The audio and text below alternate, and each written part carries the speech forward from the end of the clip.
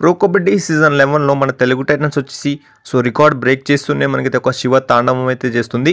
And ఈ record వచ్చేసి PKL చరిత్రలో మన తెలుగు టైటన్స్ టీమ్కి నెంబర్ 1 రికార్డ్ అని చెప్పొచ్చు. కాబట్టి ఆ రికార్డ్ ఏంటి, అండ్ మన తెలుగు టైటన్స్ టీమ్ వచ్చేసి ప్లేఆఫ్స్కి వెళ్ళాలంటే ఎన్ని విన్స్ కావాలి, ఆర్ మనకు డైరెక్ట్ సెమీస్ వెళ్ళాలంటే ఎన్ని విన్స్ కావాలనేది మనం అయితే ఈ వీడియోలో ఫుల్ డిస్కస్ చేసుకోబోతున్నాం. కాబట్టి తప్పకుండా వీడియోని అక్కడ స్కిప్ చేయకుండా వీడియోని లాస్ట్ చూడండి. వీడియోని వస్తే లైక్ చేయండి అండ్ ఛానల్ని సబ్స్క్రైబ్ చేసుకోండి. ఫ్రెండ్స్, ఇప్పుడు వచ్చేసి మన తెలుగు టైటన్స్ టీమ్ యొక్క రికార్డ్ బ్రేక్ విషయానికి వస్తే మాత్రం రీసెంట్గానే యుమా పైన మన తెలుగు టైటన్స్ టీమ్ అయితే గెలవడం అయితే జరిగింది. దాంతో మన తెలుగు టైటన్స్ టీమ్కి మనకి 9 విన్స్ అయితే అవ్వడం అయితే జరిగింది. కాబట్టి అండ్ ఈ విన్తో మన తెలుగు టైటన్స్ టీమ్ వచ్చేసి ప్రో కబడ్డీ లీగ్లో ఒక పెద్ద రికార్డ్ అయితే సాధించిందని చెప్పుకోవచ్చు. ఏంటంటే మనకైతే పీకేఎల్ హిస్టరీలోనే తెలుగు టైటన్స్ టీమ్కి వచ్చేసి కేవలం 8 విన్స్ అయితే ఉండడం అయితే జరిగింది. అది కూడా సీజన్ 2 ఆర్ మనకైతే సీజన్ 4లో అని చెప్పొచ్చు. కాబట్టి అండ్ ఇప్పుడు వచ్చేసి మనకైతే ఆ రికార్డ్ అయితే ఫుల్లీ బ్రేక్ అయితే అయిపోయింది.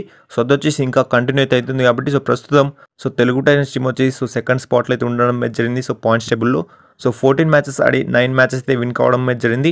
టోటల్లీ 48 పాయింట్స్తో మన తెలుగు టైటన్స్ టీమ్ సెకండ్ స్పాట్లో ఉందని చెప్పుకోవచ్చు. అండ్ ఇంకా మనకైతే 8 మ్యాచెస్ అయితే ఉన్నాయి. కాబట్టి దీని నుంచి మన తెలుగు టైటన్స్ టీమ్ ప్లేఆఫ్స్కి వెళ్ళాలంటే మాత్రం ఇంకా ఓన్లీ 3 విన్స్ అయితే కావాలి. ఇంకా 3 విజయాలు కనుక మన తెలుగు టైటన్స్ టీమ్ కనుక వస్తే మాత్రం మనమైతే ప్లేఆఫ్స్కి అయితే వెళ్ళిపోవచ్చు. అది కూడా మనకైతే 100% కన్ఫర్మ్ అని చెప్పుకోవచ్చు. కాబట్టి అండ్ ఇక్కడ వచ్చేసి మేమైతే సెమీఫైనల్కి వెళ్ళాలంటే మాత్రం మన తెలుగు టైటన్స్ టీమ్ వచ్చేసి ప్రస్తుతం మనకైతే 8 మ్యాచెస్ అయితే ఉన్నాయి. కాబట్టి దాని నుంచి మినిమం 6 ఆర్ 7 మ్యాచెస్ అయితే గెలవాల్సి అయితే ఉంటుంది.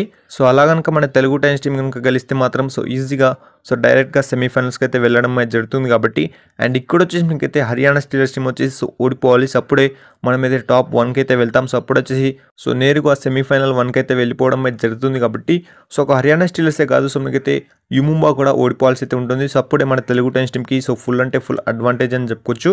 అండ్ దాంతోపాటు మనకైతే తెలుగు టైటన్స్ టీమ్కి ఎక్కువ స్కోర్ డిఫరెన్స్ అయితే ఉండాల్సి అయితే ఉంటుంది. అంటే మనకు ప్రతి మ్యాచ్లో ఎక్కువ స్కోర్ డిఫరెన్స్తో తెలుగు టైటన్స్ టీమ్ కనుక గెలిస్తే మాత్రం ఈజీగా మన తెలుగు టైటన్స్ టీమ్ అయితే నేరుగా క్వాలిఫై అయ్యి మనకు ఎక్కువ పాయింట్స్ కనుక సాధిస్తే మాత్రం డైరెక్ట్గా సెమీఫైనల్స్కి అయితే వెళ్ళిపోవడం అయితే జరుగుతుంది. అది కూడా పీకేఎల్ సీజన్ 11 పాయింట్స్ టేబుల్లో మనకైతే టాప్ 2లో ఉండాల్సి అయితే ఉంటుంది. అందుకే మన తెలుగు టైటన్స్ టీమ్ వచ్చేసి 8 మ్యాచెస్ అయితే ఉన్నాయి. కాబట్టి మినిమం 7 మ్యాచెస్ అయితే గెలవాల్సి అయితే ఉంటుంది. అది కూడా సెమీఫైనల్కి వెళ్ళాలంటే. కాబట్టి మీరైతే కింద కామెంట్ చేయండి.